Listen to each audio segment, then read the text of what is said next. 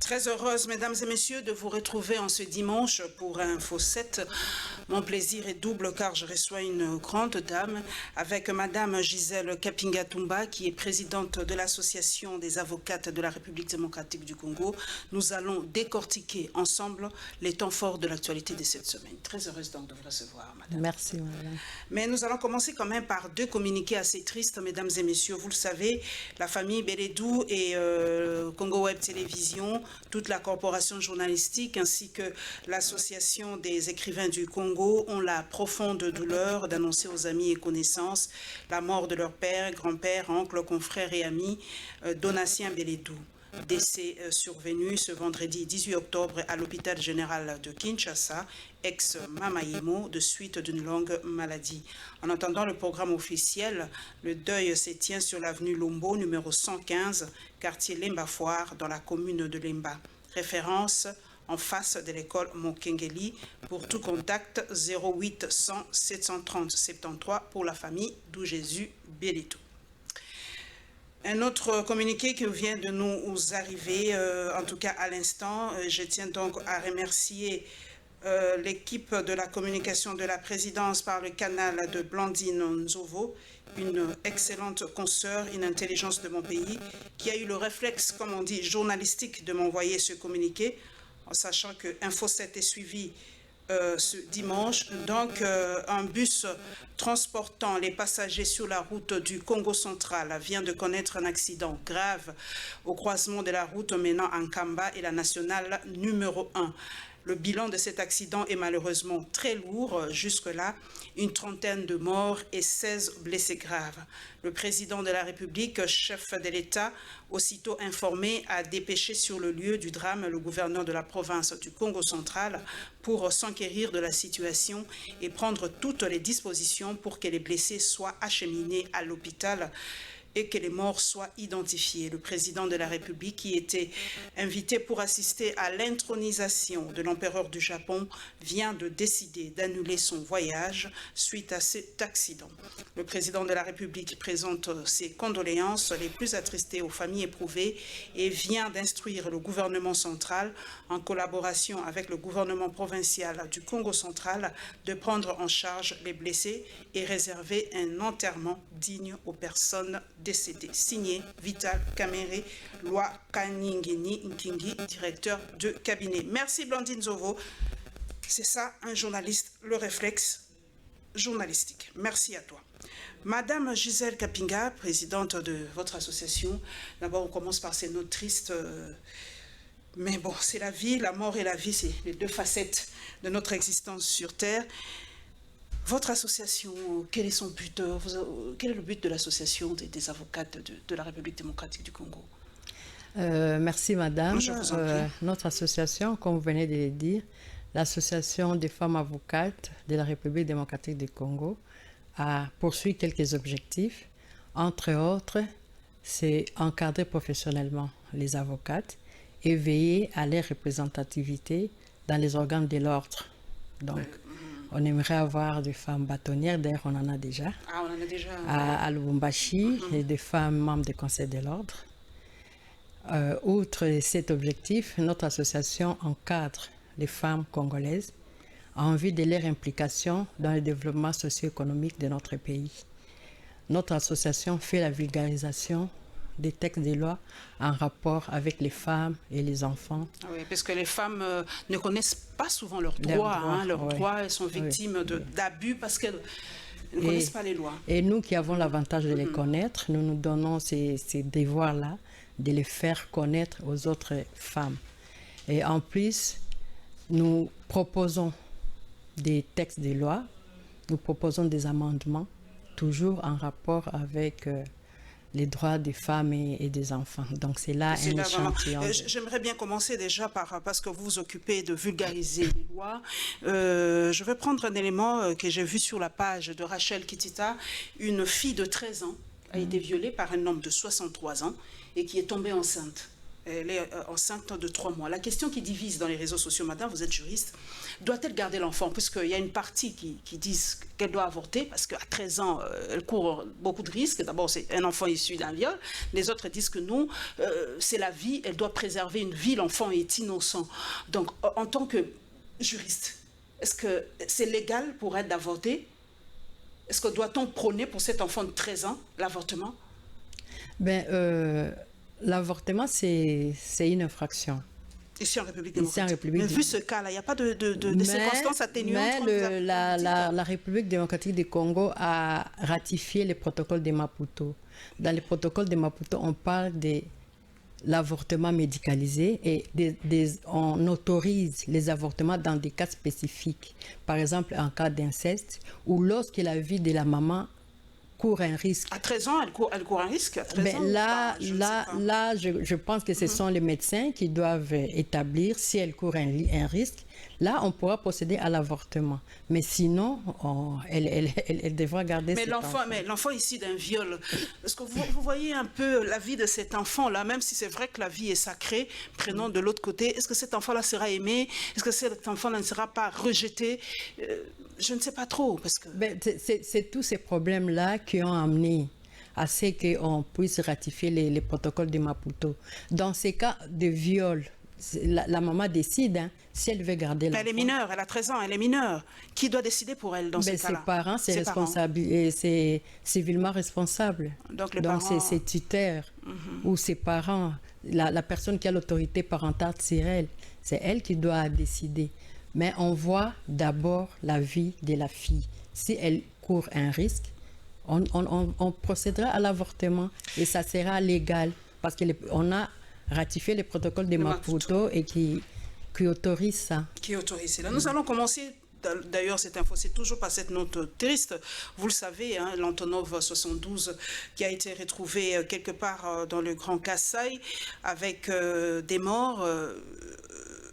Encore des morts en République démocratique du Congo et nous avons la réaction de la présidence et de l'ESID, le parti cher à Martin Fayulu, par rapport à cet Antonov 72.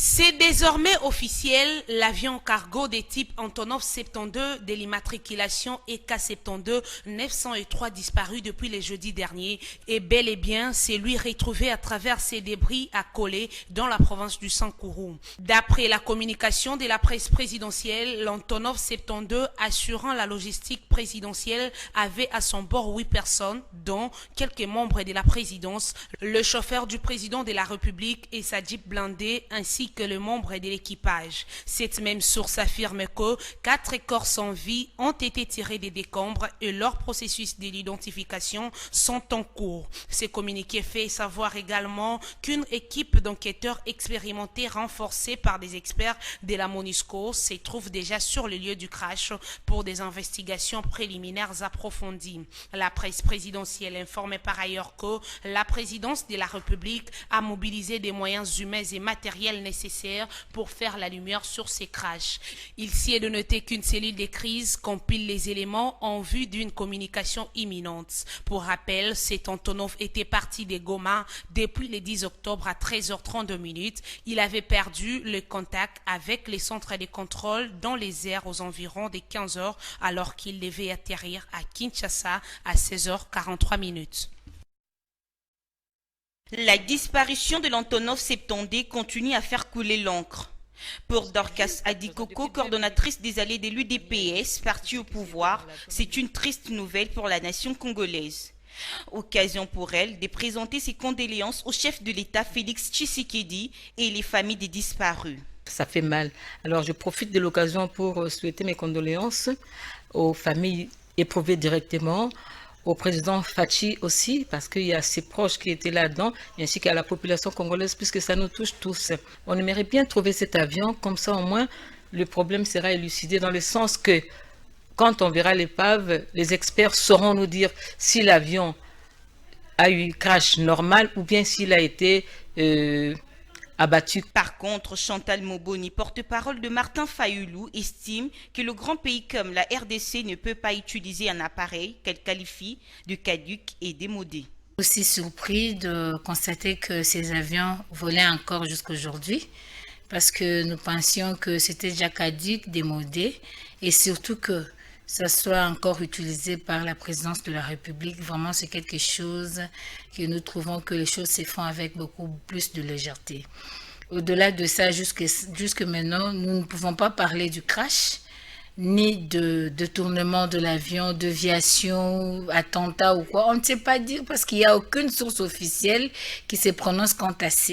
Nous, on ne va pas se fier à ce qui dit la MONUSCO. On aurait quand même voulu que ça soit une bouche officielle qui donne de précisions sûres par rapport à ces drames. Pour rappel, l'Antonov 70 contenait la logistique présidentielle et s'était écrasé le jeudi 10 octobre passé.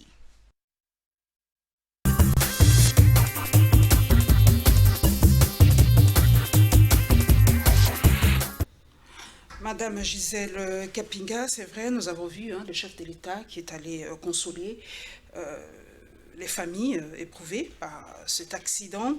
Mais moi, je prends cet angle-là juridique. S'il y a des dommages à payer ou des intérêts, les familles, où est-ce qu'elles vont se diriger? Ils vont aller se plaindre où par rapport à cet accident? Ben, je profite de l'occasion pour présenter mes condoléances aux familles éplorées et au président de la République qui a été quand même touché par ces pertes. Un de ces chauffeurs qui a perdu la vie.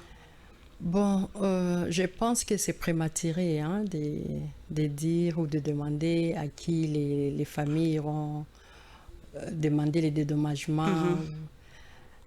Mais d'une façon générale, si là c'est encore privé ou c'est encore tôt, mais d'une façon générale, quand il y a crash comme ça, parce qu'en RDC ça arrive, est-ce que les familles vont où? Est-ce qu'il y a une procédure à faire pour réclamer ou les corps, tout ça, où on dit qu'en Zambarosal et on laisse tomber? En principe, quand il y a crash, je ne parle pas de ces cas. Oui, en général. Quand il y a crash, on se plaint, on est en droit d'aller se plaindre. Exactement. Ou devant le tribunal et contre qui? Contre la société d'aviation. Par exemple, c'est la société X. Exactement. Qui a connu ces crashs. Donc, les familles, les victimes doivent se plaindre contre la société X.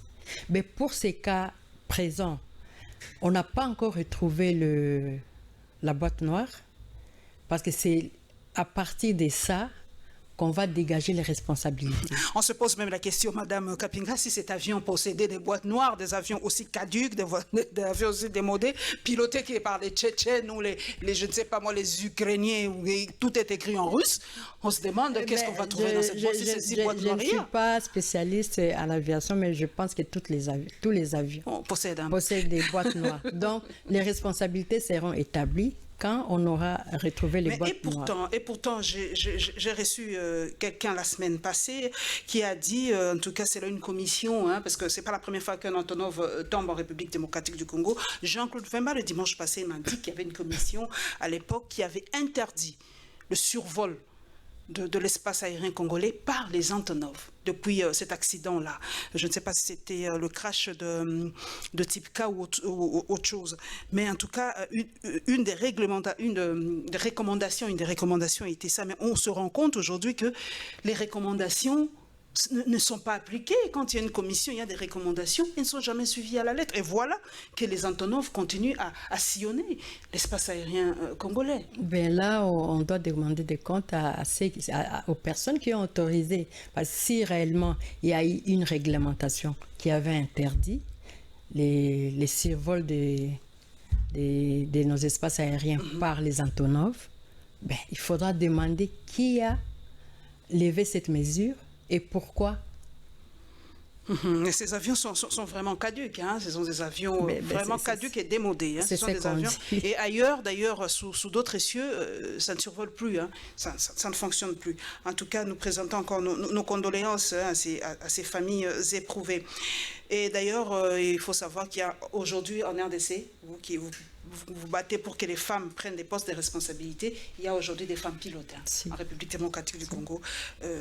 Bravo à elles. Nous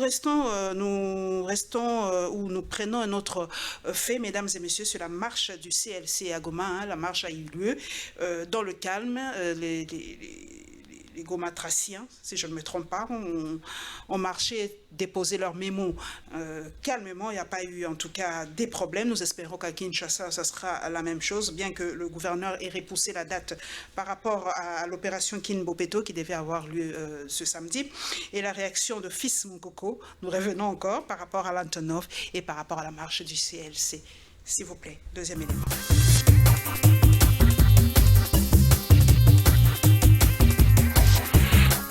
Tout est parti d'au moins 3 points de rassemblement. Il s'agit de la station Mutinga, du terminus Katindo et du rond-point BDGL. Ces manifestants ont répondu présent à l'appel de la marche pacifique du comité laïque de coordination. Objectif, dénoncer la corruption, l'impunité et l'impuissance de la justice en RDC. Ces derniers ont également marché pour demander des explications claires sur l'affaire 15 millions de dollars.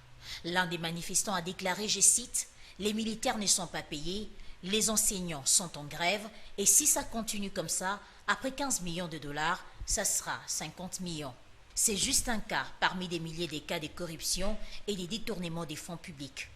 On ne vise pas une personne, mais tout un système qui commence par les sommets de l'État, la justice, les autres institutions, mais aussi le peuple. Parce qu'on ne parle pas du corrompu sans corrupteur. La corruption est l'un des plus grands problèmes de la RDC. Fin des citations. Pour chuter, les marcheurs ont déposé un mémorandum à la Cour d'appel du Nord Kivu. À noter que plusieurs manifestants, parmi lesquels des militants des mouvements citoyens, ceux des partis politiques de la MOCA, ont participé à cette marche à Goma. Aucun incident n'a été enregistré au cours de cette mobilisation. Rappelons également que cette marche du CLC a été reportée à Kinshasa pour le lundi 21 octobre prochain, ce à l'issue d'une réunion entre l'hôtel de ville de Kinshasa et la délégation du comité laïque de coordination conduite par le professeur Ndayouel. Aucune actualité sur la toile n'aura échappé au contrôle de celui qui s'est fait ce jour gardien du temple de l'Union pour la démocratie et le progrès social. Le crash de l'Antonov 72 et la marche du CLT ramenés à lundi. Voilà les deux sujets essentiels ayant retenu l'attention des Fils Moukoko au cours de sa communication de ce jour. Si l'officiel reconnaît le mauvais temps comme étant la cause principale du crash de l'Antonov ayant assuré la logistique présidentielle, Fils Moukoko soupçonne l'intention de nuire et fait une mise en garde à cet effet. Si vous touchez à la vie du président, vous allez plonger le pays à ce qu'on appelle l'irréparable. Au sujet de la marche du comité laïque de coordination, la démarche est louable, d'autant plus qu'elle n'énerve aucune loi du pays, affirme l'enfant terrible du parti cher à l'actuel chef de l'État. Fils Moukoko se vaudra tout de même prudent contre toute récupération politique. Si la marche est sans coloration politique, sans récupération politique, vous me verrez dans la marche. Moi, je ne suis pas dans l'optique des 15 millions. Je suis dans l'optique de la corruption générale. C'est-à-dire, on ne doit pas minimiser, on ne doit pas arrêter de limiter les choses aux 15 millions. La corruption est généralisée, même dans des écoles. Plus les jours passent, plus les ennuis s'accumulent pour Fils Moukoko à cause de ses prises de position dans les médias. Tout cela n'aura aucune incidence pour l'homme qui estime que l'âme politique vaut mieux que son corps. Ce ne sont pas les combattants, c'est un groupe de gens, des militaires commandités pour me paralyser physiquement. C'est ce que je dénonce, mais je suis en train de dire tout simplement, vous pouvez tuer le corps, mais vous ne toucherez pas l'âme politique. Programmée pour ce samedi, la marche du CLT a été reportée à lundi prochain. Marche qui connaîtra peut-être la participation du coordonnateur national de l'ABT.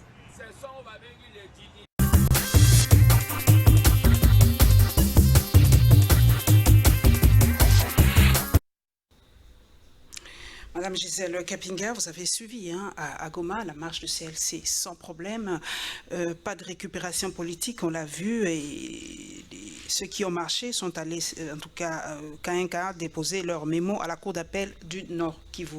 Est-ce que vous espérez que ce lundi, ce sera la même chose à Kinshasa? Fils Mokoko l'a dit, s'il n'y a pas de récupération politique, on le verrait là-bas parce que la corruption pour Fils Mokoko est généralisée. Il a même dit jusque dans les écoles. Oui, j'espère bien hein, que les choses vont se passer comme ça venait de se passer à Goma. Marcher, c'est un droit. C'est un droit, je ne vois pas pourquoi on va réprimer, parce que c'est un droit. Et si les organisateurs encadrent bien le marcheur, ben, je pense qu'il n'y aura pas d'incident. Il n'y a pas raison qu'il y ait... Est-ce que vous pensez que, Madame Kapinga, est-ce que le CLC fait de... Est-ce que c'est vraiment maintenant? Parce que le chef de l'État, comme on dit, n'a que quelques mois de travail, même pas une année. Est-ce que c'est pas un peu trop qu'on laisse un peu, même 365 jours de grâce au chef de l'État pour qu'il y ait des signes palpables? Mais est-ce que le CLC ne va pas un peu trop vite en besogne par rapport à cette situation? Ben, je pense aussi, hein, je pense aussi, il ne faut pas marcher seulement pour marcher. Il y a deux, hein, je suivi, qui a dit, ben, ils avaient des préalables, ils avaient des étapes à suivre. Toutes les étapes n'ont pas été suivies. Ils pensent qu'ils sont allés vite en besogne. Okay. Mais je suis aussi du même avis. Je suis du même avis que s'ils sont allés un peu vite, ben laissons-le, qu'on les laisse marcher. Mais quand même, pour vous, la corruption, l'impunité, c'est vraiment des cancers ici en République. Ce sont des vérités. Nous le vivons, l'impunité, la corruption en République démocratique du Congo. Ben c'est un cancer, hein, comme on l'a dit. C'est un problème qui mine ces pays. Je me dis, c'est bien, lutte contre la corruption, mais que ça ne soit pas un slogan.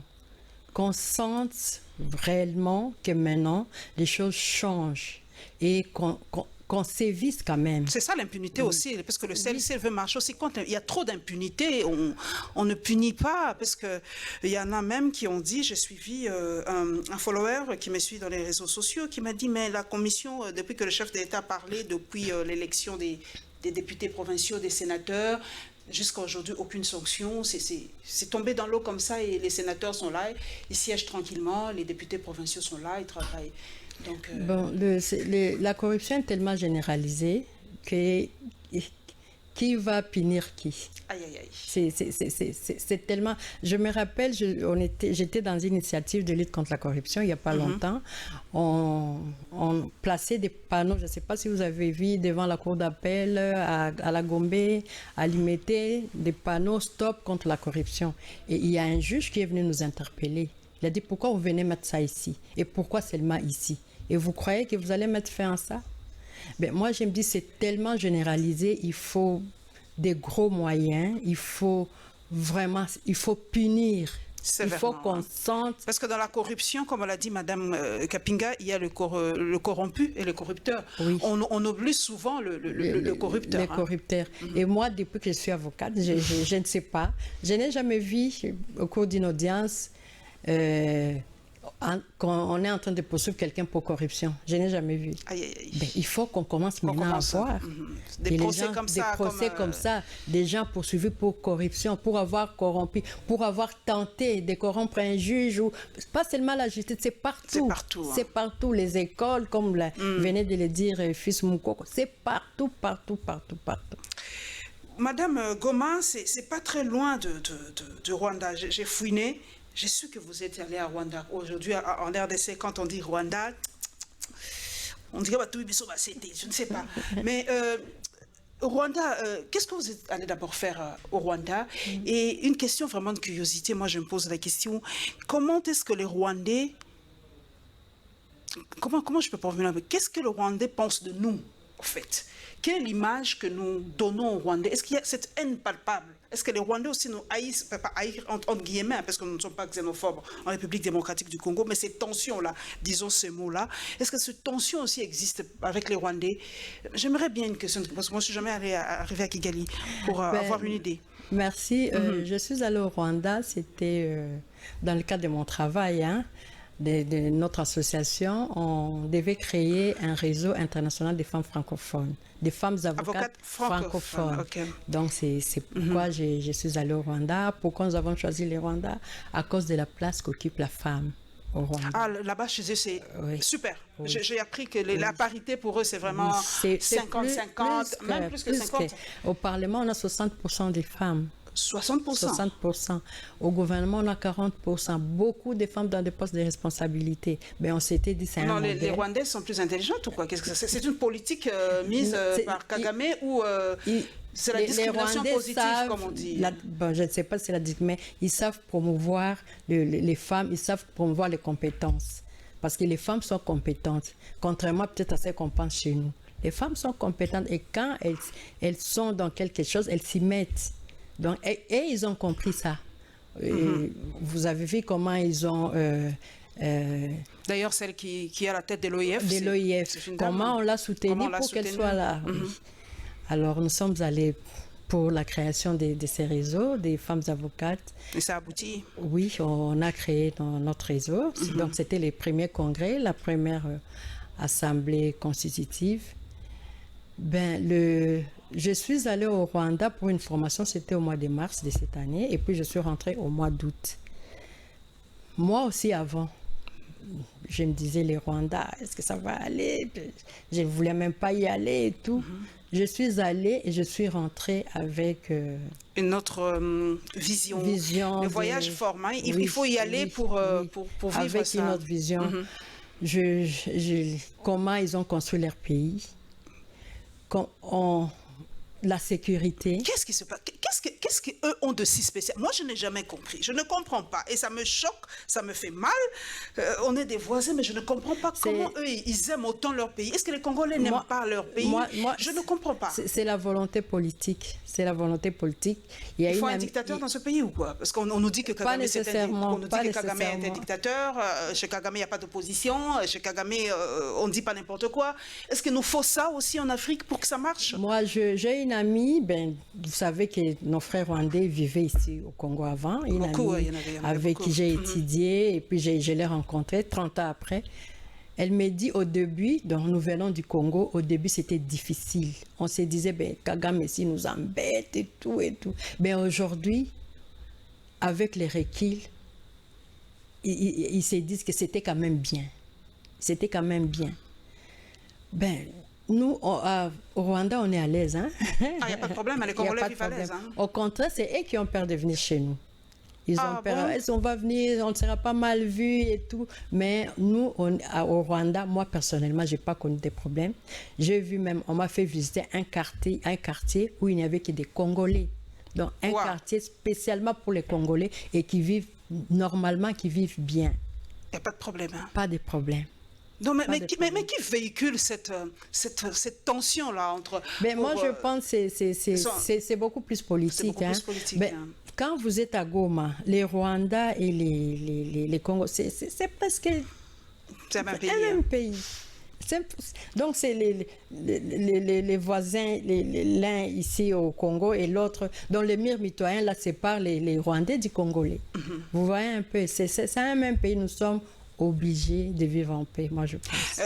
Vous êtes une élite de mon pays. Est-ce que moi j'aime un peu la politique fiction. Aujourd'hui, l'Allemagne et la France sont les têtes de lance de l'Europe aujourd'hui. Ça a été des ennemis lors de la Deuxième Guerre mondiale, 1940-1945. Les nazis et tout ça, on connaît l'histoire. Ils se sont réconciliés et aujourd'hui, l'Allemagne, la France main dans la main et c'est l'Europe aujourd'hui, la tête de lance de l'Europe. Est-ce que ce n'est pas ce qu'il nous faut entre le Rwanda et la RDC, une nouvelle politique, le pardon, la réconciliation, et que nous devenons fer de lance de l'Afrique centrale et de l'Afrique en général? Parce qu'on ne peut pas continuer ainsi. Les Européens ont compris que les guerres, ça allait diminuer, trop de morts et tout ça. Ils ont compris, l'histoire leur a aidé à ne plus refaire les mêmes, permettez les mots, les mêmes conneries. Moi, je ne mâche pas le nez. Mais nous, est-ce qu'on ne peut pas le faire? On ne peut pas passer outre, malgré nos morts. On peut faire cette réconciliation des cœurs, d'âmes et tout ça pour que nous soyons les fers de lance de l'Afrique. Nous sommes capables de ça, non? Ben, moi, je pense entre le peuple, les communs des mortels des Congolais et des Rwandais, il n'y a pas de problème, je pense. Mais les Parce politiques, que à Goma, il y a des Congolais qui travaillent à Goma et qui vont dormir à Gisenyi, qui ont leur maison à Gisenyi. Il y a des gens qui quittent Gisenyi chaque matin pour venir à Goma et rentrer le soir. Sans problème. Pour vous dire qu'il n'y a pas de problème. Donc les problèmes se trouvent ailleurs. C'est un problème politique. Peut-être politique. Peut-être la politique. Je ne maîtrise pas trop, mais moi, je pense la politique de comment je peux dire, d'élargissement, je ne sais pas, le mot m'échappe, mais il y a un terme bien approprié du Rwanda qui veut peut-être avoir beaucoup plus de terres, beaucoup plus. C'est peut-être leur politique qui fait qu'il y a cette suspicion entre nos deux pays. Espérons qu'un jour on dépassera tout ça et que nous serons les fers de lance de l'Afrique. Espérons. Nous prenons le troisième sujet, mesdames et messieurs, toujours au Congo profond, situation sécuritaire à Djougou. Nous allons en parler en long et en large tout à l'heure, et 40 cas de choléra découverts au Maniema.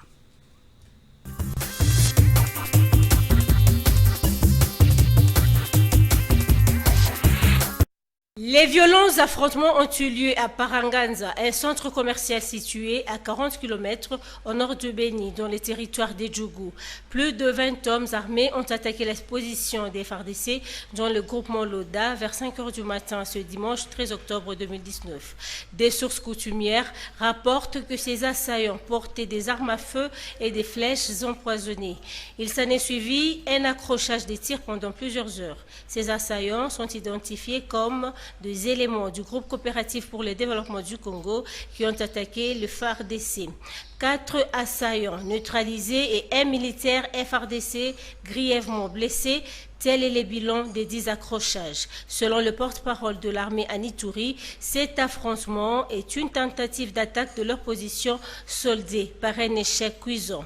Ces assaillants voulaient juste se ravitailler. Malheureusement pour eux, l'armée régulière était vigilante. Ces accrochages ont occasionné un mouvement de population dans les localités de Masumbuko et Nsala sur l'axe qui mène vers Lopa, toujours en territoire des Djougou.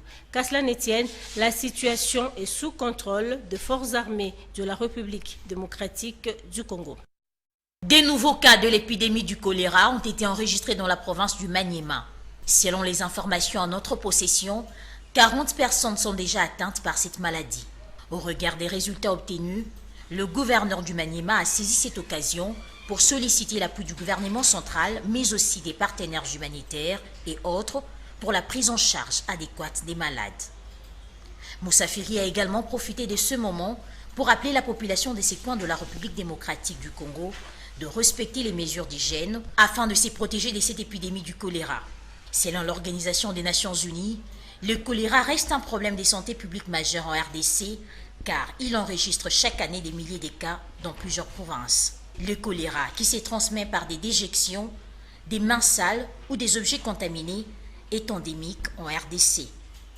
Il a fait plus de 900 décès en 2018. En 2017, il a tué 1190 personnes pour 55 000 cas.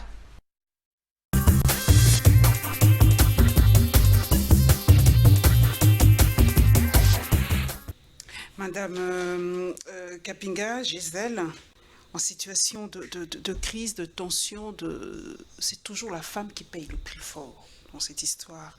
Je sais que vous êtes avocate et beaucoup de femmes ne connaissent pas leurs droits. On va marteler sur ça. Une femme, par exemple, violée, doit-elle se taire ou est-ce que votre association va l'aider? Comment vous faites si elle n'a pas d'argent, par exemple? Il y en a beaucoup. Hein. Elle se sait violée, mais elle dit, bon, je n'ai pas d'argent. Qui va m'aider? Qui va m'épauler? Est-ce que vous aidez ces femmes victimes comme ça qui n'ont pas d'argent à comment dire, à retrouver leurs droits ou à être indemnisées ou je ne sais pas? Ben, on les fait, hein, c'est ça notre travail. Et pour les victimes de viols, par exemple dans notre barreau, on organise ce qu'on appelle les avocats prodéo. Il y a des bureaux de consultation gratuites où quand vous êtes indigente, vous pouvez y aller, et on vous commet un avocat qui vous suit. Genre avocat commis d'office. Et nous, dans notre association, nous faisons des sensibilisations, surtout à l'endroit des parents, parce que souvent quand on viole, les parents n'aiment pas porter l'affaire devant le tribunal. Et nous leur disons, en faisant cela, ils sont complices des violeurs. Parce qu'ils disent, non, la réputation de la fille, qu'est-ce que la société va dire, prochainement, peut-être qu'on ne va pas l'épouser et tout. Nous, on encourage les victimes, on encourage les parents à porter les problèmes devant les tribunaux. Mais les problèmes, c'est quoi? Souvent, on condamne. Ben, pas beaucoup, peut-être parce que beaucoup des victimes aussi... Souvent, après les viols, on prend la fille, on va les laver et tout. Alors qu'en principe, après la commission du viol, il faut amener directement l'enfant à l'hôpital pour qu'on puisse constater. Parce qu'il faut la preuve. On ne va pas aller au tribunal dire on a violé l'enfant sans preuve. Ben, souvent, il y a... Les preuves ont été détruites. Ça pose problème. Et souvent aussi, quand on condamne, c'est la réparation qui pose problème. C'est la réparation. Mais moi, je me dis, il faut d'abord faire ces pas-là, d'aller en justice, d'aller dénoncer les violeurs. Mais c'est vrai que nous mettons l'accent, nous sommes à l'est de la République, la tension ne fait que se perpétrer, ça ne finit jamais. Vous avez sillonné, vous êtes même allé à Kigali, chez eux c'est fini, non? Est-ce que c'est toujours de... Pour nous, chez nous, ça perdure autant d'années, ça fait plus de 20 ans qu'on est dans la même situation. Chaque président qui vient, qui nous dit que non, avec lui, ça va aller, et puis ça passe. Le président de la République qui a promis que son QG, il va le mettre à l'Est, on attend toujours. On nous a dit non, il n'y a pas de gouvernement. Aujourd'hui, le gouvernement est là. Bon, on attend peut-être le budget, attendons le budget. J'espère que Blandine Nzovo, qui est de la communication du chef de l'État, nous dira si le budget est déjà là, pour qu'on voit un peu comment mettre ce budget et que les QG, je sais que le chef de l'État a doublé le nombre de militaires à l'Est, parce que l'offensive est là. Mais que doit-on faire pratiquement, Madame Gisèle Kapinga, pour mettre fin à cette situation à l'Est de la République? Est-ce que vous avez une piste de solution? Est-ce qu'on doit parler? Qu'est-ce qu'on doit faire? Piste de solution, je donne juste un point de vue. Exactement, oui. Moi, je me dis, les problèmes de notre pays, surtout à l'Est, est très complexe. C'est vraiment complexe. C'est Al-Qaïda, là-bas. C'est vraiment complexe. Il faut y aller par toutes les voies. L'armée, on a doublé, c'est bien. Mais moi, je me dis, il faudra aussi parler. J'ai vu les chefs de l'État sillonner les pays frontaliers. Mais bon, je pense que c'est aussi à la recherche. Il y a aussi, Madame Kapinga, sans vous interrompre, cette information qui fait grincer les dents de beaucoup de nationalistes et beaucoup de Congolais. C'est le fait qu'on a ouvert notre pays à l'armée, aux armées étrangères, ougandaises, rwandaises et burundaises, pour comment on appelle ça? Je ne suis pas spécialiste, le terme, pour qu'il y ait des actions ensemble communes pour traquer les terroristes, entre guillemets. Et on se rappelle que Vital Kamerhe, à l'époque, a perdu son poste de chairman de l'Assemblée nationale parce qu'il avait dit que ce n'était pas passé à l'Assemblée nationale, l'ouverture de ses frontières par l'armée rwandaise. Vous êtes sûr que qu'on va réouvrir, qu'on va ouvrir nos frontières à ces armées, il y aura fin de ces incursions, de ces milices terroristes? Vous pensez que je ne suis pas spécialiste militaire. Je me dis, les gens qui ont décidé, je ne sais pas, sûrement qu'ils ont fait des études et qu'ils sont arrivés à cette conclusion qu'il faut ouvrir. Si c'est vrai qu'on a ouvert, je ne maîtrise pas trop. Je pense que c'est de... décision bien réfléchie. En tout cas, nous espérons que cette situation... Est-ce que les minerais aussi à l'Est, c'est pas aussi ça qui nous crée beaucoup de problèmes? Un pays immensément riche, avec trop de minerais stratégiques aujourd'hui. Est-ce que c'est pas ça, si cette convoitise qui nous attire trop de problèmes? Parce que le Rwanda aujourd'hui a créé, vous le savez, sa propre société de fabrication des téléphones cellulaires. Qu'est-ce qui nous manque, nous, pour que nous puissions avoir une usine pareille en République? Parce que le coltan, nous l'avons. Les matières premières, nous l'avons. Qu'est-ce qui manque pour que nous ayons une usine de fabrication de téléphones cellulaires ici? La volonté politique. Toujours la volonté. Oh là là. Les cas de choléra au Maniman, moi je me rappelle que les colons à l'époque avaient éradiqué plusieurs maladies, madame. Ils avaient éradiqué le palou, ils avaient éradiqué beaucoup de maladies, la polio, le choléra et tout ça. Mais aujourd'hui, qu'est-ce qui explique la résurgence de ces maladies aujourd'hui? C'est toujours la pauvreté, les guerres et tout ça. Moi, la choléra, c'est classé parmi les maladies des mains sales. Hein. Comme la moi je me dis, est-ce qu'il faut... il y a la responsabilité de l'État là-dedans, je ne pense pas. C'est d'abord nous. Nous devons apprendre à être propres. Nous devons apprendre les règles élémentaires d'hygiène pour éviter ces genres de maladies. Et l'environnement aussi, parce que c'est vrai qu'on va parler de Kinbo Peto, mais on nous reproche à nous, les Noirs en guillemets en général, que notre environnement n'en tient pas compte. Vous verrez une dame ou un monsieur bien sapé et tout ça, mais là où il dort, l'environnement, ça ne va pas. Ce n'est pas une question de mind, de mentalité aussi. C'est une question de mentalité. Il faudra beaucoup travailler sur la mentalité des Congolais pour qu'il y ait quand même un changement, pour qu'il y ait une amélioration. Nous sommes trop Kigali, c'est propre. Vous m'avez dit Kigali est très propre. Mais comment eux, ils ne parviennent pas? Qu'est-ce qui se passe? Vous avez vécu là-bas. On m'a dit, je ne sais pas, je vais vérifier l'information, que si quelqu'un jette un bout de papier à Kigali, il est arrêté, il paye une amende. C'est vrai? Oui, c'est vrai. C'est vrai ça? C'est vrai ça. C'est vrai. C'est vrai. Je comprends aussi, il faut peut-être faire ça en RDC, parce qu'il y a des gens qui jettent leur... Moi, combien de fois j'ai apostrophé des gens qui jettent des histoires par-dessus... Et ils s'en foutent. Et quand tu leur fais la remarque, c'est la phrase « Yom Torbong Samboko ». Donc, c'est vraiment question de mentalité. Oui. Vraiment, vous me donnez envie d'aller à Kigali faire un tour, parce que ça ressemble au paradis, ça. Bien que les libertés sont assez restreintes, mais bof. Nous allons prendre autre chose, mesdames et messieurs. Nous allons parler du programme de lutte contre la pauvreté. Nous y sommes, le président de la République l'a expliqué. Et nous allons parler aussi de tractation par rapport au porte-parole de l'opposition, hein, parce que là, ça commence à lever les boucliers. Il y en a qui disent c'est Moïse Katumbi qui doit être porte-parole de l'opposition. D'autres qui disent c'est Jean-Pierre Bemba. Et ben, la dernière information que j'ai lue sur le mur de Martin Fayoulou, il est dit qu'il n'est pas du tout concerné par ce poste de porte-parole de l'opposition. Détail, s'il vous plaît. L'objectif de ce programme est de réduire la pauvreté et les inégalités sociales dans le pays, à en croire le chef de l'État congolais, comme il l'a confié avec précision. Ce programme vise à ce que 20 millions de Congolais vivant dans les milieux ruraux et périurbains, dans les 145 territoires de la RDC, quittent la pauvreté dans les 5 prochaines années.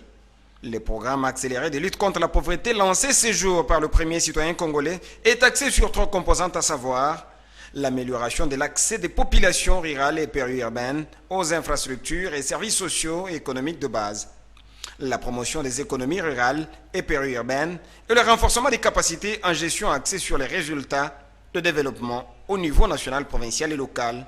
Et donc un programme ambitieux qui exige un financement, a dit Félix Tshisekedi. Par ailleurs, le chef de l'État congolais a à cette occasion appelé à l'implication de tous pour la réussite du dit programme. La désignation du porte-parole de l'opposition fait la une sur la toile en RDC. Au regard du nombre important de députés de sa plateforme politique au Parlement, l'opposant Moïse Katumbi part favori. Mais cela devra aussi être consenti par l'ensemble de l'opposition. Un autre opposant proche de Moïse Katumbi, Moïse Mounidela, souhaite que ce moment soit une occasion de sceller l'unité de l'opposition. Je crains que ce poste-là puisse nous diviser l'opposition, diviser les forces du changement. Et c'est pour ça que j'aimerais bien qu'il y ait une tractation, qu'il y ait des tractations, qu'il y ait des consultations, des concertations, pour que nous puissions arriver à choisir le meilleur d'entre nous. Si vous demandez ma préférence, ça c'est clair, je voterai pour Moïse Katumbi. Je souhaite que ce soit Moïse Katumbi. Parce qu'aujourd'hui, Moïse Katumbi a beaucoup plus de députés que ses pairs. Face aux critiques des uns et des autres à la personne de Katumbi, que certains qualifient de peu éloquent et moins rodé en matière de communication, le président de CONAD dit connaître l'homme à fond. Moïse Katumbi a un rayonnement aujourd'hui qui est avéré, et un rayonnement national et international. Moïse Katumbi a l'expérience. Cela ne veut pas dire que les autres n'ont pas d'expérience. Cela ne veut pas dire, mais en tout cas, au jour d'aujourd'hui, je pense que l'homme du moment dans l'opposition, c'est Moïse Katumbi. Il parle, il y a des gens qui parlent à son nom. Il a des porte-paroles. Moi, je crois que le problème ne se pose pas. Le problème ne se pose pas. Et il parle quand il faut parler. Et quand il faut parler, il parle bien. Des tractations sont en cours et même une concertation est signalée au sein du présidium de la MOUCA. Mais du point de vue de la constitution de la RDC, c'est les partis ayant le plus grand nombre de députés à l'Assemblée nationale qui aura le dernier mot sur cette question.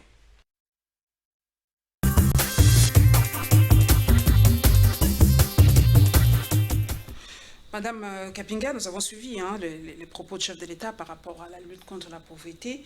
Et je crois que la femme, dans cette bataille, doit avoir un rôle prépondérant. Je sais que vous voulez vraiment que les femmes soient dans les instances décisionnelles de notre pays. C'est d'abord une des objectifs de votre association. Pour vous, la femme rurale en RDC, est-ce qu'elle connaît sa valeur? Est-ce qu'elle connaît ses droits, cette femme rurale? Parce que le chef de l'État a beaucoup mis l'accent sur ce côté rural, parce qu'elle a parlé de l'accès aux infrastructures, tout ça, côté rural, l'économie, tout ça. Est-ce que cette femme rurale-là, est-ce que vous la soutenez dans ces démarches? Est-ce qu'elle connaît sa valeur, ses droits? La femme rurale joue un rôle important dans notre pays parce que c'est elle qui nourrit pratiquement la nation. Mais malheureusement, elle n'est pas soutenue, elle ne bénéficie pas de crédits, elle ne bénéficie pas de formation. Moi, je pense si réellement le chef de l'État veut lutter contre la pauvreté, il doit s'appuyer sur ces femmes-là. Avoir des microcrédits. Avoir des microcrédits, des formations, les réunir dans des coopératives afin qu'elles puissent produire davantage et nourrir la population.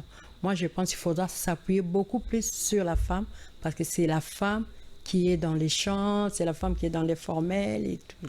Vraiment, la femme joue un rôle prépondérant. C'est vrai que je vais vous attaquer toujours jusqu'à la fin par rapport au Rwanda. Ça me fait tellement mal. Vous me dites qu'au Rwanda, la parité est même dépassée, 60% à l'Assemblée nationale, 40% au gouvernement.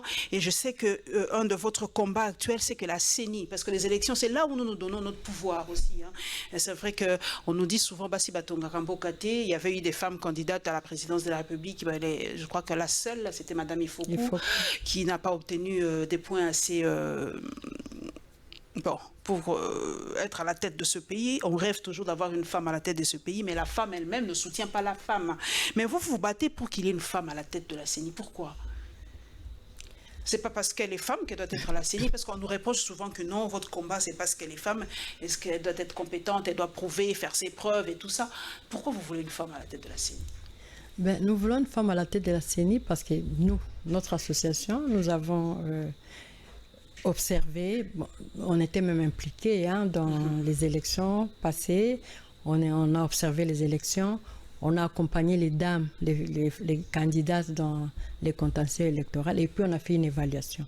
Et lors de notre évaluation, on s'était dit, il faudra quand même qu'il y ait changement à la tête de la CENI. On a connu trop de problèmes. Je ne vais pas vous apprendre ou vous rappeler tout ce qui s'est passé lors du contentieux électoral. Alors on s'est dit, il faudra quand même qu'il y ait un changement. On a essayé avec les confessions religieuses.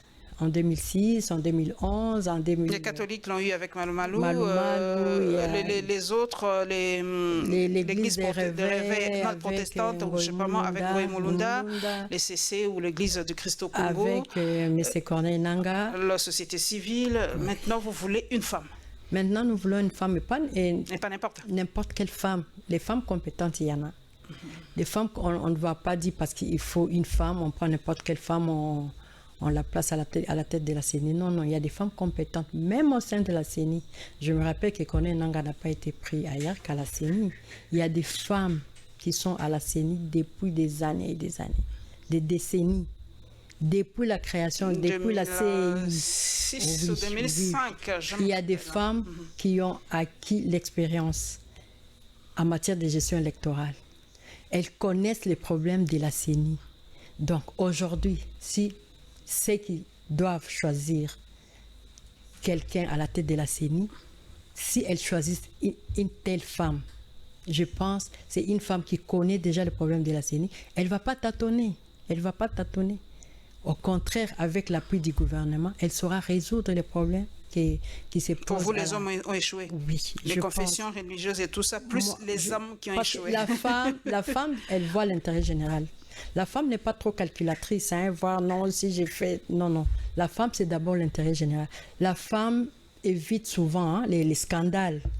La femme sait apaiser. Moi, je pense actuellement, à la tête de la CENI, on a besoin d'une femme. Et une femme qui a l'expérience, qui a l'expertise en matière électorale. Il y en a au sein de, il y en a au sein de la CENI et en dehors de la CENI. Il y en a. Il y en a. Mais moi j'aimerais... Comment vous faites pour faire ce lobby-là? Est-ce que vous allez vers les femmes? Parce que les femmes, ce sont les plus réfractaires. Dans cette histoire, ce sont les femmes. L'ennemi de la femme, c'est la femme. Moi, je le dis toujours. Ce sont les femmes qui sont les plus réfractaires à ce changement-là. Comment vous parlez aux femmes par rapport à ça? Parce que les hommes peuvent comprendre. Il y a des hommes aujourd'hui qui sont émancipés. Moi, je le dis. Aujourd'hui, il y a des hommes émancipés qui disent non, la femme mérite ça. La femme peut faire mieux. Mais les femmes elles-mêmes, et tout ça, c'est toujours la femme. Comment vous faites, vous, pour vous faire passer ce message? Je suis une femme. Une femme. Je ne milite pas pour que moi, je sois à la tête de la CENI parce que je n'ai pas l'expertise nécessaire. Je milite pour qu'il y ait une femme. N'importe laquelle, celle qui a évolué dans la centrale électorale, qui connaît la centrale, qui connaît les problèmes, qui sait gérer. Il y en a, nous, dans notre association, quand on fait des formations sur les élections, on a toujours été formés par des femmes. Mais qu'on utilise moyennement. Moyennement. Pourquoi? Elles ne sont pas compétentes, je ne pense pas. Et aujourd'hui, on a une dame à la tête d'une des grandes institutions de la RDC, à l'Assemblée nationale, Madame Janine Mabunda. Est-ce que vous avez été heureuse de ce choix? Vous avez dit enfin une femme. C'est vrai que c'est la deuxième, mais vous dites enfin une femme à la tête de cette institution. Nous avons été très heureuses et nous ne sommes pas déçus parce que jusque-là, elle fait ses preuves. C'est de maître qu'elle dirige l'Assemblée nationale. C'est pas facile de diriger plus de 400... Parce que la femme, je ne sais pas s'il y a combien de femmes députées, je ne sais pas si ça dépasse même... C'est actuellement... Combien de pourcentage? À peu près 10, à peu près 10% des femmes à l'Assemblée nationale. C'est vraiment minime. Diriger plus de 400 hommes, c'est pas facile. C'est pas facile, mais elle le fait bien. Elle le fait bien. Mais pourquoi ne pas donner la chance à d'autres femmes aussi de le faire? Est-ce que vous reverrez un jour, Madame Kapinga, une femme à la tête de la RDC? Pourquoi pas? Pourquoi pas? Moi, je me dis, on est tous Congolais. On est tous Congolais. Donc, une femme, un homme... on est tous Congolais, ce n'est pas l'apanage des hommes. Donc une femme aussi peut diriger le Congo. Porte-parole de l'opposition, nous avons suivi Monidela qui a dit que c'est encore cette question qui risque de diviser l'opposition. Est-ce que pour vous, c'est Moïse Katumbi qui doit avoir ipso facto ce poste parce que selon la loi, Moïse Monidela l'a dit, c'est lui qui a beaucoup plus de députés. La loi, c'est la loi, c'est lui qui a beaucoup plus de députés, c'est lui le porte-parole de l'opposition. On doit suivre la loi où il doit y avoir des tractations politiques ou le consensus autour de cette question. Je ne suis pas de l'opposition, je ne me maîtrise pas trop, mais moi je me dis s'il y a une loi qui définit clairement la personne qui doit être le porte-parole de l'opposition, moi je pense qu'on n'a qu'à appliquer la loi, mais dire c'est Lucie ou c'est celui-là. Non, on n'a qu'à appliquer la loi. La loi est impersonnelle, la loi est... voilà, la loi est dure, comme on l'a dit, mais c'est la loi. Nous allons continuer, mesdames et messieurs, nous allons parler en fait de l'enseignement. Vous avez appris avec nous que le Premier ministre a interdit les frais de quotité à l'enseignement supérieur. Nous allons voir le point de vue de Mme Gisèle Kapinga sur ce et la marche des élèves de l'Institut Jean Bosco.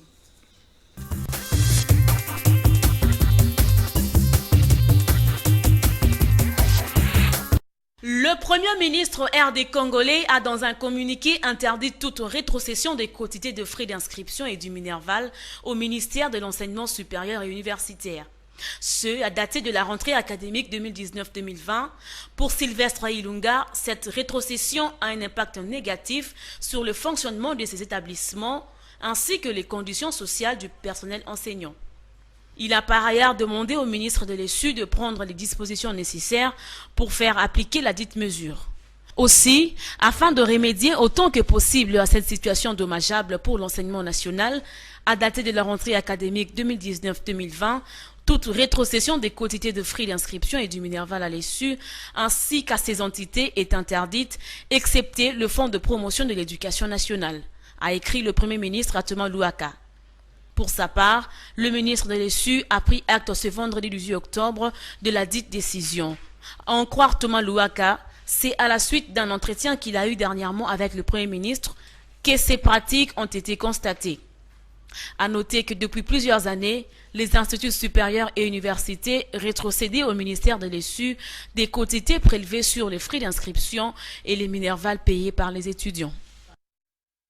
Nous voulons la gratuité, la gratuité. Cette marche des élèves du complexe scolaire Saint-Jean-Bosco est partie de leur école, située sur l'avenue Bokassa dans la commune de Barumbu, pour chuter à Congo Web Télévision, puis dans d'autres chaînes de télévision.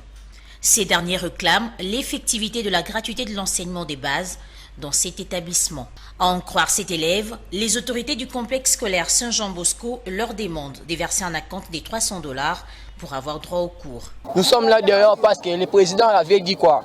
L'école primaire, secondaire, des premières années et 8e, 7e, c'est gratuitement. Maintenant, nous ici à Saint-Jean-Bosco, on demande l'argent à compte de $300. Toute année, c'est $500. Il a également fait savoir qu'ils ont marché jusqu'ici pour faire entendre leur voix. Nous sommes ici pour demander la gratuité, c'est ce que le président avait dit. À noter que la gratuité de l'enseignement de base est une vision du chef de l'État Félix Tshisekedi, mais jusque-là, mise à rude épreuve.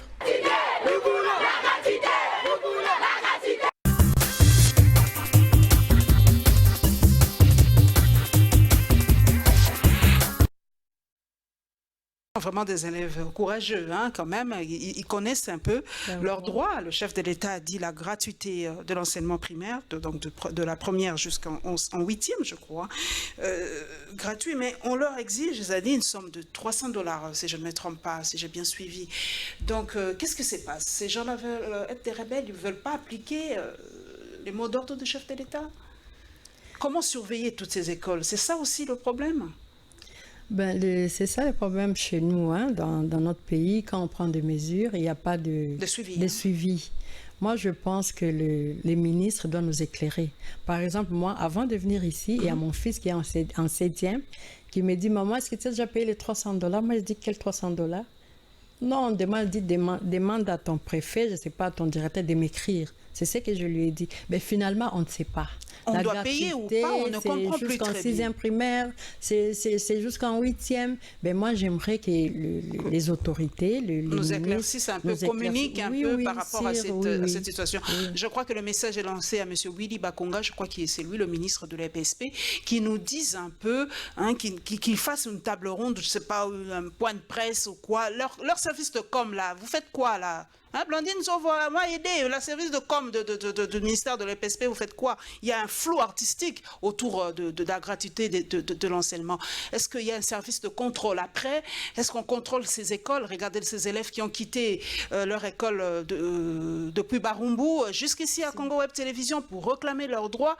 Alors on se demande, la com, faites votre travail, aidez-nous à voir un peu plus clair et donnez-nous accès au ministre de l'EPSP pour qu'on lui pose des questions par rapport à la gratuité ou à l'effectivité de cette gratuité, parce que c'est la vision du chef de l'État. Et cette rétrocession, je le dis à Ninga, cette rétrocession-là, ça a été appliqué depuis des années et des années. Est-ce que c'est une bonne chose selon vous, cette loi, cette mesure du Premier ministre qui dit stop, depuis cette année, plus de rétrocession de frais d'inscription et de minerval à l'enseignement supérieur? Moi, je pense que c'est une bonne mesure. On venait de parler de la corruption. Des choses c'est comme une forme ça. de corruption. C'est une forme de corruption. Rétrocommission. Ce n'est pas normal. Ce n'est pas normal. Pourquoi on veut s'enrichir sur le dos des pauvres parents? C'est déjà difficile, c'était difficile toutes ces années, hein, d'envoyer les enfants à l'école, à l'université. Ben, ceux qui en ont déjà pensent et se plaisent à l'épuiser chez ceux qui n'en ont pas. Moi, je pense que c'est une bonne mesure. Espérons qu'elle sera d'application, hein, parce que souvent, c'est là où se pose le problème. Et l'enseignement supérieur, c'est vrai. Vous avez été formé à l'UNIKIN? Oui, à l'UNIKIN.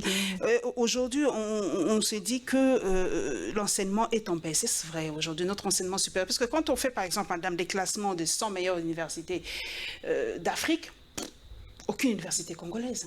Aucune, alors. Qu'est-ce qui se passe? Est-ce qu'on est mal formé? Est-ce qu'on ne respecte pas certains critères pour que nous soyons classés? Permettez la tautologie dans ces classements africains. Qu'est-ce qui se passe que nos universités ne soient jamais citées? Ben, moi, je pense que c'est la pauvreté. Moi, je pense, par exemple, à notre époque, on avait des profs qui ne donnaient cours qu'à l'université de Kinshasa. Donc, vous avez un prof, il est là pour vous donner cours du début à la fin de l'année. Mais actuellement, pour nouer les deux bouts, le professeur est obligé de faire les tours, par exemple, de la RDC. Il doit être à l'université de Kisangani, il doit être au Bas-Congo, il doit être. Et pendant ces temps, qui donne le cours?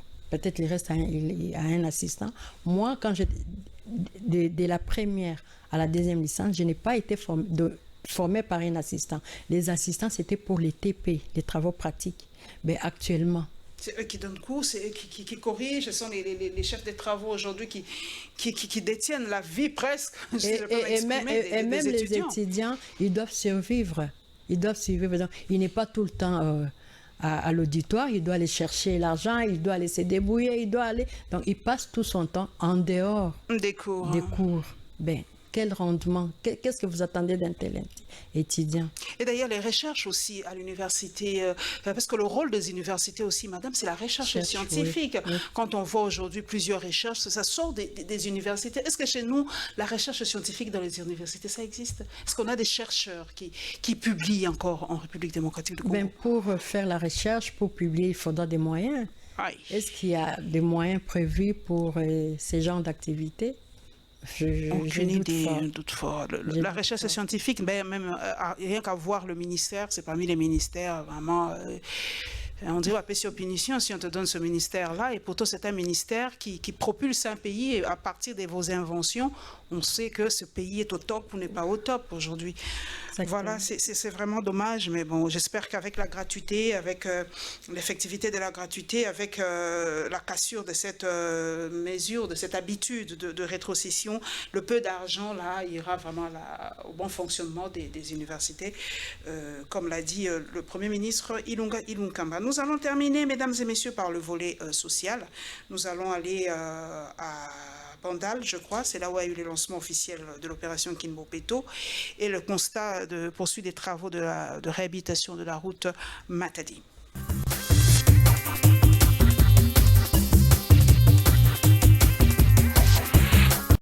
Le chef de l'État Félix Tshisekedi a personnellement lancé l'opération Kinbopeto. Comme on peut les voir sur ces images, Félix Tshisekedi émet le vœu de voir la ville capitale briller à nouveau. Le chef de l'État a appelé les jeunes à s'impliquer dans la grande opération de salubrité dénommée Kinbopeto. Le gouverneur de la ville de Kinshasa, Jean-Tini Ngobila, à la tête de la capitale depuis 5 mois, se veut rassurant. Nous avons lancé à cet effet l'opération Kinshasa Bopeto, qui était un slogan au début, qui attendait donc sa matérialisation. Le temps pour nous de passer à la phase de la réflexion, le temps aussi de passer à la phase diagnostique pour savoir qu'est-ce qu'il nous fallait exactement. Nous avons pris le temps de réfléchir, non seulement de réfléchir, mais aussi de diagnostiquer le mot qui ronge notre ville. Parce que Kinshasa Bopeto, c'est non seulement la lutte contre l'insalubrité, mais aussi le changement de mentalité. Juste après le lancement officiel par le chef de l'État, le gouverneur de la ville, qu'accompagnait le bourgmestre de la commune haute, a sillonné quelques artères pour se rendre compte de l'effectivité de l'opération. L'engouement a été au rendez-vous. Les Kinois ont répondu positivement à cette opération en vue de permettre à la ville capitale de revêtir sa plus belle robe d'antan. Alors nous sommes ravis de voir ce qui se passe actuellement, parce que si vous constatez vous-même, on a vraiment conscience, on a avancé. Alors il y a de cela quelques années, une fois qu'il y avait ce genre de travaux, ça crée même des érosions. Alors cette fois-ci, on ne sait pas comment est-ce qu'ils ont fait, mais je pense que c'est une très bonne organisation. Ce que moi j'espère, c'est voir la finalité de ces travaux, que ça puisse vraiment être très très bien. C'est-à-dire dans moins de 2 mois que ça puisse se terminer.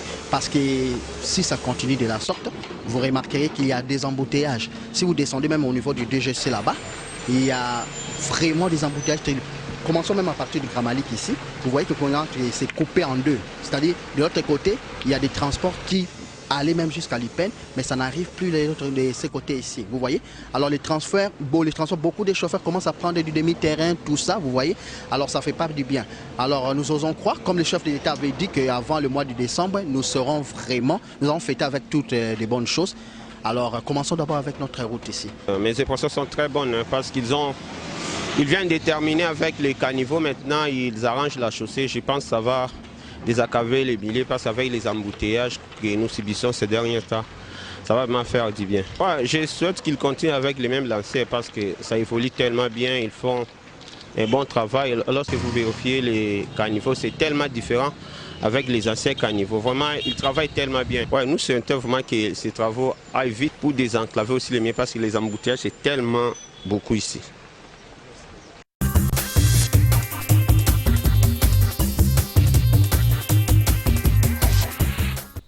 Nous sommes en train d'atterrir tout doucement, Madame Kapinga, l'opération Kin Bopeto, nous avons vu les images. Le chef de l'État était là, l'engouement aussi a suivi, la population quinoise a suivi le mot d'ordre. Mais la question, nous l'ouvrons un peu pour toute la République. C'est vrai que Jean-Denis Ngomila a la facilité d'avoir le président de la République avec lui, il est ici à Kinshasa. Est-ce que le chef de l'État doit aller dans toutes les provinces pour lancer une telle opération pour la salubrité dans la République? Bon, je ne pense pas. Je ne pense pas, comme vous venez de le dire, le gouverneur, peut-être il a la chance parce qu'il est à côté des chefs de l'État. Je pense que ces problèmes de salubrité doivent être ancrés en nous. Ça doit être une culture. On ne doit pas nous pousser. On ne doit pas nous pousser, non, parce que les conséquences, c'est nous qui les subissons. Vous venez de parler de la choléra au Maniema. On ne doit pas nous pousser. On ne doit pas nous pousser. Ça doit être une habitude qui devient une seconde nature. Oui, une seconde nature. Et ça doit commencer dans nos maisons. Ça doit commencer. Je me rappelle quand on était enfant, il y avait des services d'hygiène qui passaient, contrôlaient, vérifiaient les toilettes et tout. Moi, je pense que ça doit reprendre. Ça doit commencer dans nos maisons, devant nos parcelles et puis dans nos quartiers, dans toute la ville. Kin Bopeto, c'est vrai que Kinshasa, à l'époque, moi, mon père me disait, c'était vraiment Potomoïdo, les gens vraiment, quand je vois les images de Kinshasa des années 50, 60, 70, des fois, je me dis, je suis en train de rêver. On a fait un grand pas en arrière par rapport à l'insalubrité, à la propriété de la ville. Vous avez dit c'est une question de mentalité. C'est une question directe que je vous pose en tant que femme. Est-ce que les Kinois est-il sales? Parce qu'on ne comprend pas. Si à Kigali, c'est vrai qu'on a imposé, il y a des pénalités, c'est vrai, l'homme aussi agit, a peur, la peur aussi agit sur l'homme, mais en soi, le Kinois est-il sale? Une question directe. Je peux dire oui. Hein. Parce que les Kinois se comportent... Nous, les Kinois, nous sommes sales.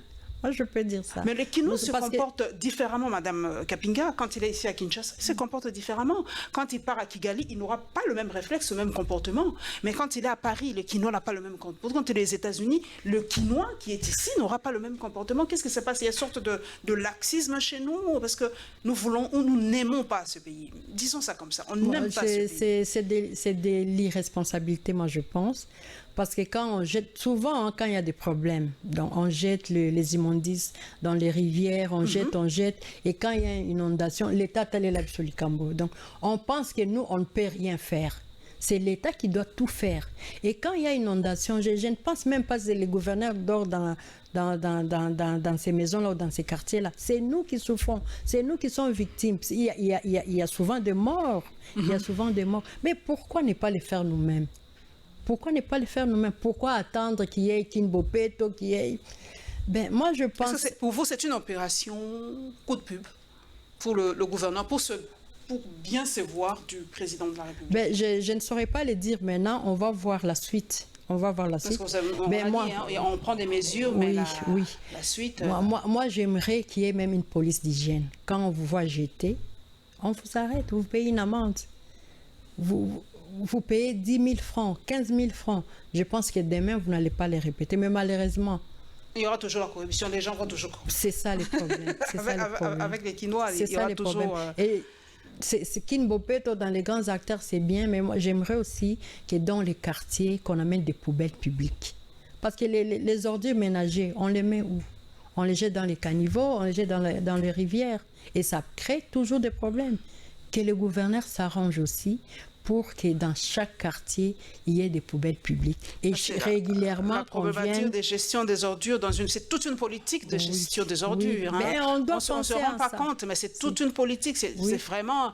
Moi, je suis des documentaires, comment on gère les ordures à Paris, mais c'est toute une politique, c'est toute une chaîne pour la gestion des ordures. Moi, je pense que tout ça, ça doit rentrer dans Kin Bopeto. On ne doit pas rester dans... Moi, les vendredis, j'étais au Grand Marché. J'ai entendu une maman dire, demain matin, il y aura salon jusqu'à 10h. Moi, je ne viendrai qu'après 10h. Donc, il doit y avoir une grande campagne de sensibilisation. On doit dire aux Quinois pourquoi être propre, pourquoi vivre dans la propreté. Il faut qu'ils intériorisent ça, qu'ils s'approprient cette politique-là de Kin Bopeto. Sinon, ça ne va pas rester. Mais dans l'arrière-pays, quand on va dans nos villages ne sont pas sales. C'est comment je ne comprends pas cette histoire. Mais dans nos villages, les villages ne sont pas sales. Moi, j'ai grandi dans la province orientale. D'ailleurs, quand vous parlez d'Ndjougou, là, je me retrouvais un peu. Je me rappelle, les marchés se fermaient à 16h. Et après, on balayait. Donc, toutes les mamans, les personnes qui vendaient, à 16h, on balayait et c'était très propre. Ben, je ne sais pas si ça continue, mais c'est cette image-là que moi, j'ai gardée. Et si je compare, par exemple, au grand marché ici chez nous... Surtout quand il pleut, c'est incroyable. C'est terrible. C'est terrible. La pluie, qui est une bénédiction, pour nous, la pluie devient vraiment une source de malédiction en République démocratique du Congo. C'est incroyable. C'est incroyable. Nous avons vu aussi les images. On est en train de réhabiliter la route Matadi, une bonne chose, parce que après les 4 dernières pluies ici, il y a eu des dégâts incroyables à Kinshasa. La pluie commet beaucoup de dégâts à Kinshasa. Moi, la pluie commet beaucoup de dégâts, mais moi, je me dis, ces travaux des routes là aussi, comment ça s'est fait? Est-ce qu'après avoir, quand on donne le marché à une entreprise, on ne sait même pas comment ça se passe. Est-ce qu'après, il y a des gens qui viennent inspecter? Est-ce que c'est fait dans les normes? Parce qu'après chaque pluie, il y a la route qui se casse. Et finalement, on va recommencer jusqu'à quand? Les COP et tout ça, c'est vraiment un cancer dans notre pays. Et pourtant, on est un si beau pays qui fait rêver des millions de gens à l'extérieur. C'est quand même triste. Nous allons terminer. Nous reste en tout cas quelques minutes, madame. Nous revenons à votre association. Vous avez combien d'adhérentes déjà dans l'association? Beaucoup de femmes, les avocates seulement de Kinshasa, de la RDC d'ailleurs, qui sont congolaises, ont adhéré? Notre association, c'est les avocates congolaises de la RDC. Donc la condition, c'est être avocate inscrite au barreau, n'importe quel barreau de la République démocratique du Congo. Et on a plus de 500 membres. C'est pas un peu discriminatoire parce qu'il y a quand même des avocates aussi qui prestent ailleurs. Il y a avocate au barreau de Paris, mais qui est congolaise. Elle ne peut pas adhérer. Ben, si elle est congolaise, oui. Si elle est congolaise, oui. Si elle est congolaise, oui. Mais avec les difficultés ici, c'est vrai qu'aujourd'hui, on nous dit que ce métier est devenu très, très dur, être avocate aujourd'hui à Kinshasa. Quelles sont les difficultés que vous rencontrez? Moi-même, j'ai une sœur avocate, maître Joël Kimuntu. Quelles difficultés vous rencontrez dans l'exercice de votre travail aujourd'hui à Kinshasa, madame? La difficulté, c'est... Nous revenons à ces problèmes de corruption. Nous travaillons dans le secteur de la justice et ce secteur est vraiment miné. C'est là la grande difficulté. Miné par on corrompt les juges ou on corrompt les avocats? C'est vrai que ce n'est pas le plateau pour le dire, mais on entend dire que les magistrats aussi, c'est... on connaît, mais ce n'est pas facile. en principe, quand j'ai un dossier, je plaide, je dois rentrer chez moi et puis attendre le jugement. Mais souvent, ça ne vient pas. Souvent, ça ne vient pas. Donc, pour qu'il y ait jugement, il faudra aller se courber, il faut là. Tout ça, ce sont des difficultés. On a des difficultés pour exécuter une décision judiciaire.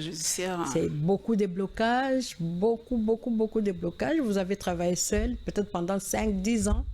Et quand il faut exécuter, ben, il y a beaucoup de gens qui se présentent. Tout ça, ce sont des difficultés, mais je pense avec... Avec le nouveau président, ça va aller. Ben, parce qu'il on dit que cette phrase-là, quand on vous dit que la justice élève une nation, qu'est-ce que vous ressentez quand on jette toutes les fautes aux juges, aux gens aux hommes de droit, aux hommes qui exercent dans ces secteurs si sensibles, comment je peux dire, si nobles qu'est la justice. Aujourd'hui, on dit c'est à cause de vous, vous interprétez toujours les choses à votre manière, c'est vous qui divisez ce pays et tout ça. Madame, vous êtes avocate. Cette phrase-là, est-ce que ça vous interpelle quand on dit la justice élève une nation? Et c'est vrai, la justice élève une nation. Un petit exemple, les contentieux électoraux. Vous avez vu les problèmes que ça a créé? Est-ce qu'on peut évoluer? Est-ce qu'on peut se développer avec ça? Je ne pense pas. Parce qu'une personne doit être à telle place, mais il ne peut pas être là parce qu'il y a une autre qui a corrompu. Peut-être une autre là qui n'a même pas de capacités, qui n'est même pas compétent. Et il va quelque part pour faire quoi? Pour faire les figurants. Mais comment la nation sera élevée? Comment la nation sera élevée? Ben, ce n'est pas seulement la justice, hein? C'est partout. C'est partout. C'est partout. Quand un élève passe de classe parce qu'il a corrompu, et demain, qu'est-ce qu'il sera? Un médecin qui corrompt, un étudiant en médecine qui corrompt, demain, qu'est-ce qu'il sera? C'est pour tuer les gens, donc c'est généralisé. Et moi, Mais votre part de responsabilité, c'est vrai que j'ai une avocate aiguisée avec moi, comme on a encore 2 minutes, j'en profite.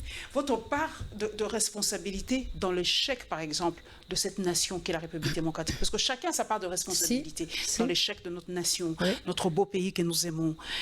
Votre part de responsabilité, vous, les hommes de la justice, qu'est-ce que vous dites? Quelle est votre part de responsabilité? Ben, une grande part. Hein? Nous avons une grande part de responsabilité. Bon, peut-être les conditions dans lesquelles on évoluait, peut-être les conditions dans lesquelles faisaient en sorte que les choses se passent de cette façon-là. Ben, maintenant, moi, je me dis, mettez les gens dans de bonnes conditions. Et puis, testez-les. Testez-les.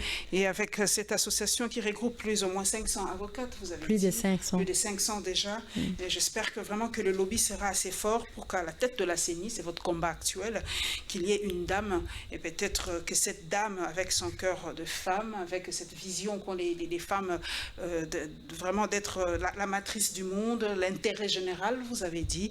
J'espère que les élections en 2023, vraiment ça se passe sera quasiment avec pas de problème comme sous d'autres cieux, que celui qui est élu félicitera celui qui a perdu et les perdants seront des bons perdants et travailleront tous ensemble pour le bon fonctionnement de la République démocratique du Congo, pour que nous sortions un peu de ce cycle de violence chaque fois après les élections.